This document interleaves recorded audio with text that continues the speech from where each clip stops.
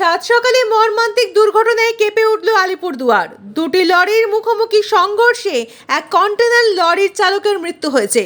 মঙ্গলবার ভোরে ঘটনাটি ঘটে হাসিমারার কাছে 31 নম্বর সি জাতীয় সড়কের তোরসা সেতুর উপর। পুলিশ ও স্থানীয় সূত্রে জানা গিয়েছে, ভোরের দিকে সেতুর উপর দিয়ে যাওয়ার সময় নিয়ন্ত্রণ হারিয়ে একে অপরের সঙ্গে ধাক্কা খায় দুটি লরি। সংঘর্ষের জেরে একটি কন্টেনারের লরি সেতুর রেলিং ভেঙে প্রায় 40 ফুট নিচে খাদে পড়ে যায়। ঘটনাস্থলে গুরুতর জখম হয় চালক। খবর পেয়ে ঘটনাস্থলে দ্রুত পৌঁছায় পুলিশ ও উদ্ধারকারী দল। স্থানীয়দের সহায়তায় নিচে পড়ে থাকা লরি থেকে চালককে উদ্ধার করে নিকটবর্তী হাসপাতালে নিয়ে যাওয়া হলে চিকিৎসকেরা তাকে মৃত বলে ঘোষণা করেন। মৃতের পরিচয় এখনো পর্যন্ত প্রকাশ্যে আসেনি। দুর্ঘটনার জেরেই কিছু সময়ের জন্য জাতীয় সড়কে যান চলাচল ব্যাহত হয়। পরে পুলিশ পরিস্থিতি নিয়ন্ত্রণে এনে স্বাভাবিক করে।